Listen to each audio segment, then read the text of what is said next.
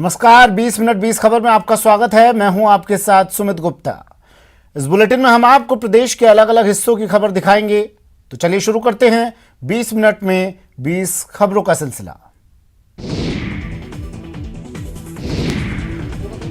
बच्चे सुरक्षित तो देश सुरक्षित के मंत्र के साथ ही पूरे देश के साथ साथ राजस्थान में भी 12 से 14 साल तक आयु वर्ग वाले बच्चों को कोरोना से बचाव का टीका लगाने की शुरुआत हो गई है।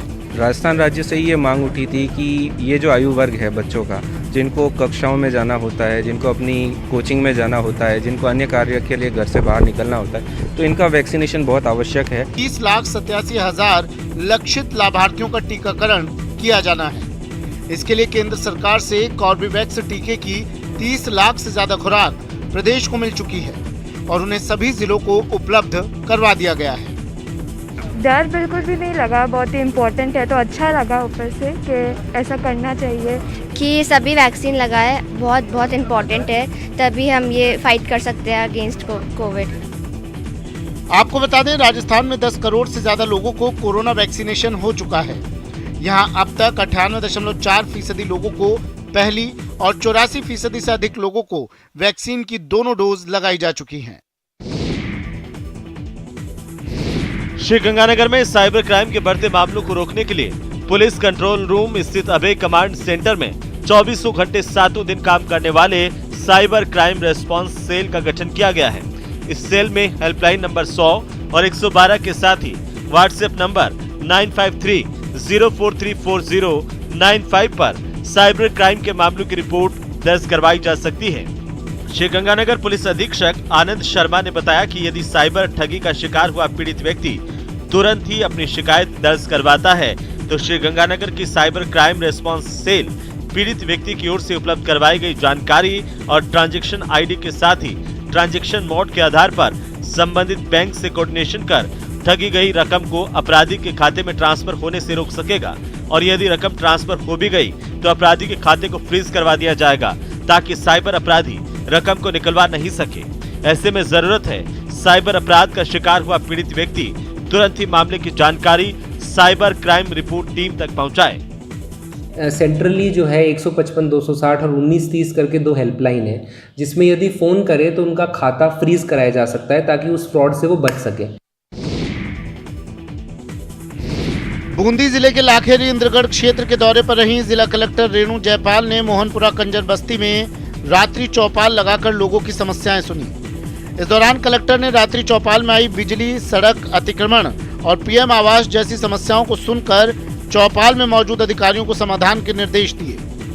इस दौरान उन्होंने जिले में जारी ऑपरेशन अस्मिता अभियान के मद्देनजर कंजर बस्ती के महिलाओं और लड़कियों से स्वयं सहायता समूहों से जुड़ने के लिए आवेदन करने का आह्वान किया। इसके साथ साथ उन्होंने बस्ती के महिलाओं और बालाओं को रोजगार से जोड़ने के लिए कैलाश सत्यार्थी की बचपन बचाओ टीम के 21 मार्च को बूंदी आने की जानकारी भी दी। अतिक्रमण की समस्या आई है, चारागाह में अतिक्रमण की, आबादी में अतिक्रमण की समस्या आई है। उन सबको जो है इंदिरा आवास में जोड़ने की समस्या आया है। परित्यक्ता महिला के पेंशन की समस्या आई है।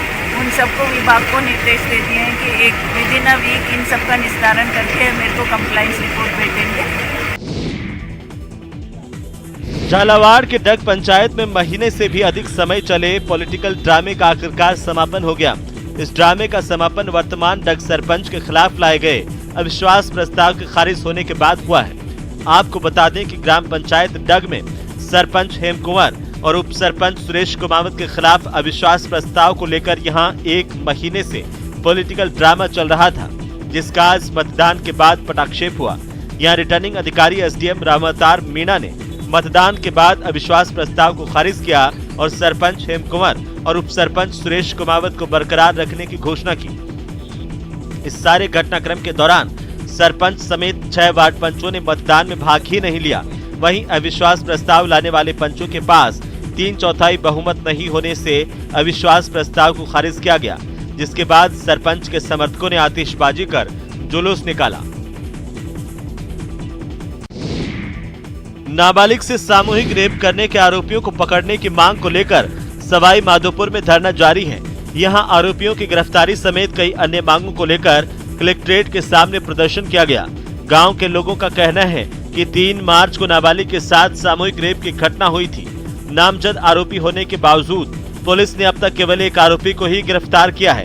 ग्रामीणों का कहना है कि जब तक पुलिस आरोपियों को गिरफ्तार नहीं करती, धरना प्रदर्शन जारी रहेगा। ग्रामीणों का यह भी कहना है कि रेप के आरोपियों ने पहले भी पीड़िता के परिवार के एक सदस्य की ट्रैक्टर से हत्या कर दी थी। हत्या के मामले में पुलिस जांच में गड़बड़ की गई और दोषियों के खिलाफ कोई कार्रवाई नहीं की गई। ग्रामीणों ने रेप और हत्या के आरोपियों को तुरंत गिरफ्तार करने की मांग की है। इसे लेकर पूरे क्षेत्र में आक्रोश है। धरना पे परिजन बैठे हुए हैं। अभी तक हमारी 3-4 मांगे थी, एक भी हमारी मांगे स्वीकार नहीं हुई। तो आज हम एसपी साहब को, केवल एसपी साहब को ही ज्ञापन देंगे। जो लड़की के जो भी राज्य सरकार से है, जो भी इनकी मुआवजा है, वो हमारी मांग है, वो लिख रखी है। कलेक्टर साहब को हमने ज्ञापन में दे भी दिया। ये हमारी 4 मांगे, अब तक एक भी इसमें हमारी मांगे पूरी नहीं हुई।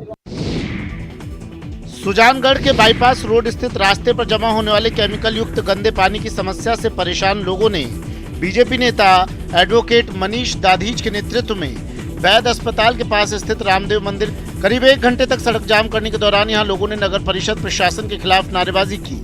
इस दौरान वहां गाड़ियों की कतार लग गई। इस जाम को हटाने के लिए सब इंस्पेक्टर इंद्रलाल शर्मा अपनी टीम के साथ मौके पर पहुंचे और उन्होंने प्रदर्शनकारियों को काफी देर तक समझाने की कोशिश की, लेकिन बात नहीं बनी।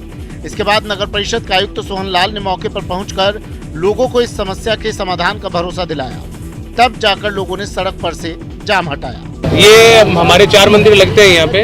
लाडनू रोड की घटना है। रामदेव जी का मंदिर, बालाजी का मंदिर, गोगामेड़ी और शिव जी का मंदिर लग रहा है यहाँ पे। इसके सामने निरंतर गंदा पानी बह रहा है। इसका वीडियो बना के भेज दिया गंदे पानी का। मंदिर के अंदर अगर कोई श्रद्धालु जाता है तो उसको गंदे पानी में से होकर जाना पड़ता है।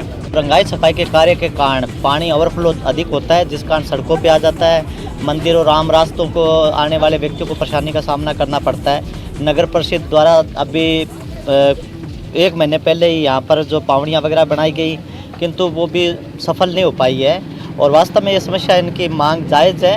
हम लोगों ने इनको यही आश्वस्त किया कि हम लोग इसके डेवलिन निकाल कर और नालों का निर्माण 15 दिवस में करवा देंगे। झुंझुनू के चिड़ावा अस्पताल में उस वक्त अफरा तफरी मच गई जब एक कर 20 घायलों को यहां इलाज के लिए लाया गया। इन 20 लोगों में 5 की हालत इतनी गंभीर थी कि इन्हें चिड़ावा अस्पताल से झुंझुनू के जिला अस्पताल रेफर करना पड़ा। यहां पर लाए गए सभी लोग चिड़ावा सूरजगढ़ मार्ग पर झुम्पा बस स्टैंड के पास एक सड़क हादसे में जख्मी हुए थे।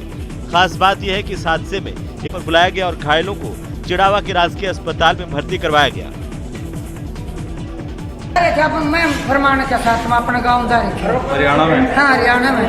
रोहतक के पास है क्या? हाँ, मैम के पास है। अच्छा, हाँ, रोहतक तो जिला है हमारा। मैम के पास सारी संगत थी कि मनांदा देखा कति खूब मुखा मार दिया। एसीबी के एडीजी दिनेश एमएन कोटा में एक जन संवाद कार्यक्रम में आमजन से रूबरू हुए और भ्रष्टाचारियों को पकड़वाने में मदद करने की अपील की। आमजन से रूबरू होते हुए एडीजी दिनेश एमएन ने कहा कि भ्रष्टाचारी चाहे कितना भी बड़ा हो, अगर जनता का सहयोग मिले तो उसे सलाखों के पीछे पहुंचने से कोई नहीं रोक सकता। उन्होंने कहा कि चाहे भ्रष्ट अधिकारी कलेक्टर हो या फिर एसपी, सभी पर एसीबी लगाम कस रही है। राजस्थान सरकार का भी ध्येय है कि भ्रष्टाचार पर जीरो टॉलरेंस हो।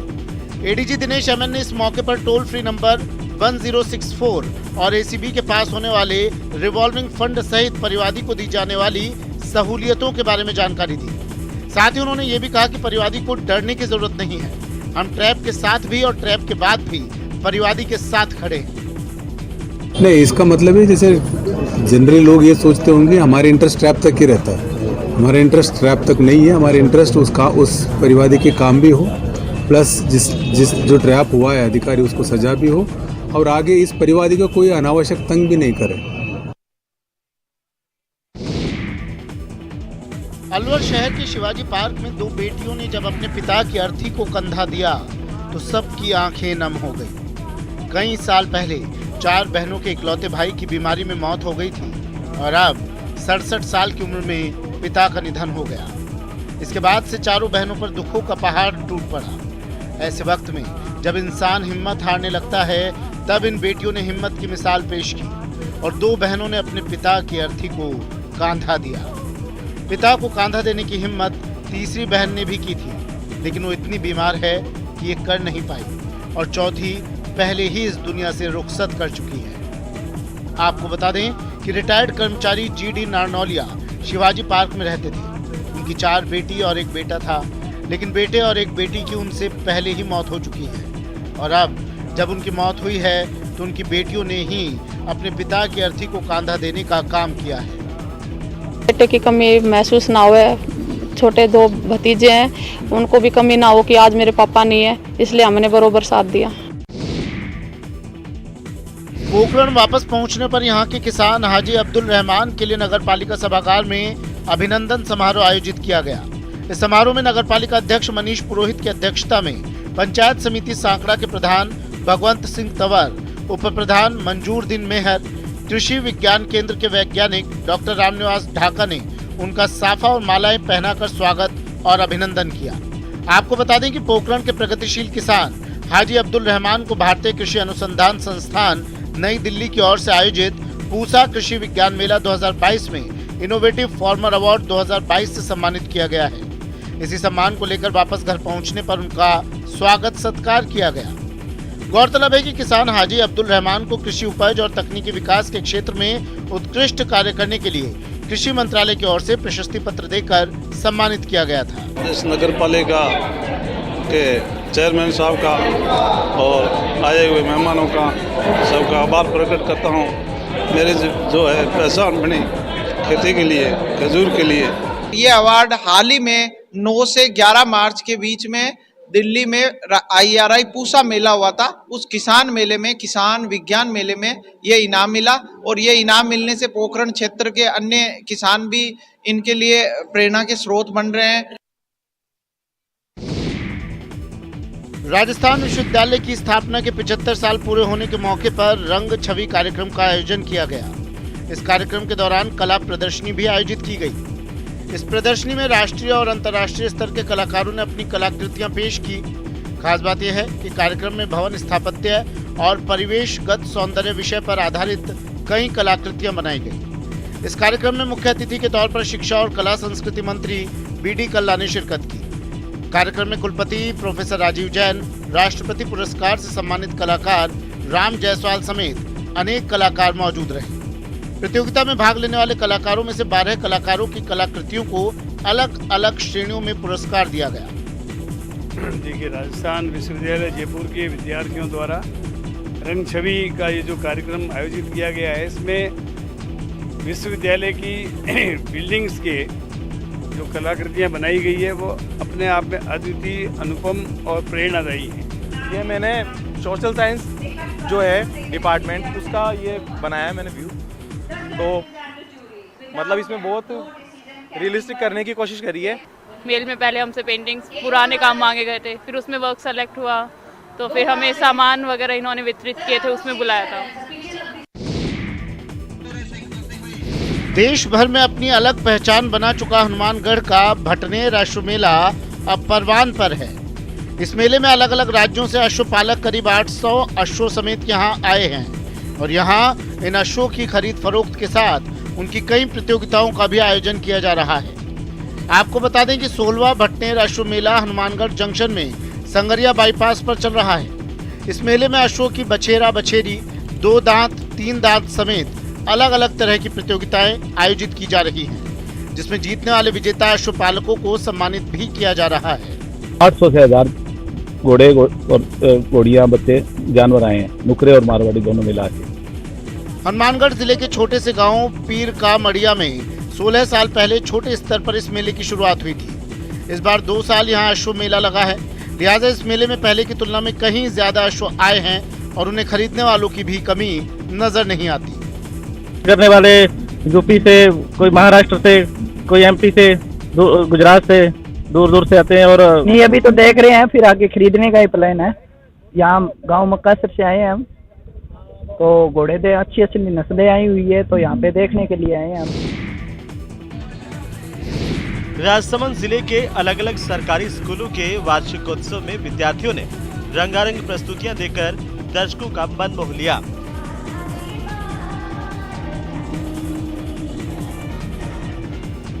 इसी कड़ी में महात्मा गांधी राजकीय विद्यालय राजनगर अंग्रेजी माध्यम में भी वार्षिकोत्सव उमंग का आयोजन किया गया।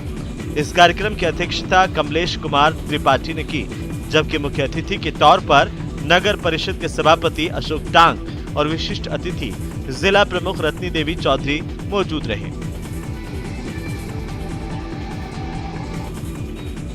आपको बता दें कि सरकार की फ्लैगशिप योजना के तहत जिला मुख्यालय पर स्थित एकमात्र राजकीय अंग्रेजी माध्यम विद्यालय के वार्षिकोत्सव के आयोजन से पहले मेन हॉल में प्रोजेक्टर और फ्लैक्स लगाए गए और इसे डिजिटल हॉल बनाया गया।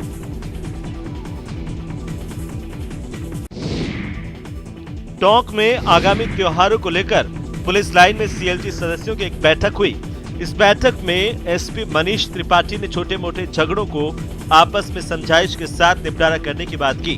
उन्होंने कहा कि कम्युनिटी पुलिसिंग यानी लोगों को आपसी समन्वय से ही मामलों का निस्तारण करना चाहिए ताकि लोगों को पुलिस की जरूरत ही न पड़े। Tonk police line conference hall में आयोजित इस बैठक में एसपी मनीष त्रिपाठी ने कहा कि त्योहारों पर पुलिस की जरूरत क्यों पड़नी चाहिए। त्योहार आपका है, ऐसे में पुलिस अंतिम व्यवस्था होनी चाहिए। हालांकि सामाजिक तत्वों से निपटने के लिए पुलिस पूरी तरह से तैयार है। त्योहारी सीजन में होली और शबे बारात पर किसी भी अनहोनी पर नजर रखने के लिए ड्रोन समेत अन्य उपकरणों की मदद ली जाएगी। मैं पूरे समाज के समझ प्रबुद्ध लोगों से ये कहता हूँ कि देखिए, पुलिस एक अंतिम व्यवस्था है। यदि समाज अपने स्तर पे अपनी व्यवस्थाएं खुद लागू कर ले तो सबसे कम आवश्यकता पड़ेगी पुलिस की। विभिन्न देशों के अंदर ऐसी व्यवस्था देखी गई है जहां पर कम से कम आवश्यकता पड़े। आपको बता दें कि टोंक में धुलंडी के मौके पर बादशाह की सवारी निकालने की परंपरा है।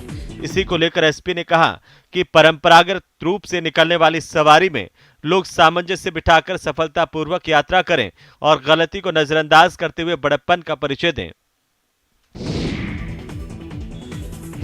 कोटा के नयापुरा में हर साल होली के मौके पर झांकियों के जरिए जनता को एक खास संदेश दिया जाता है और इस बार नयापुरा की आदर्श होली में गलवान घाटी में हुए भारतीय सेना और चीनी सेना के संघर्ष को झांकी के माध्यम से दर्शाने की कोशिश की गई है।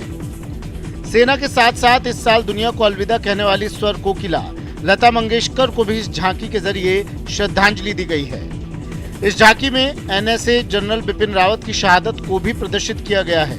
साथ ही यहां कोटा चंबल रिवर फ्रंट पर लगने वाली वर्ल्ड लार्जेस्ट बेल को भी झांकी के जरिए दर्शाया गया है। जी हाँ, देखिए आप, ये जो हमारी सीमा है लद्दाख क्षेत्र जो है, चाइना की इस पे गिद्ध की तरह दाढ़ है, निगाह है और बुरी नज़र रखता है। वो उस पर कब्जा करना चाहता है। तो -40 डिग्री में हमारे जो आर्मी के जो जवान हैं वो सीधी टक्कर दे रहे हैं। तो देश के असली हीरो ये हैं जो -40 डिग्री में हाड़ कांप, सर्द में भी ठंड में भी वहाँ सीधी टक्कर अपने दुश्मन को दे रहे हैं।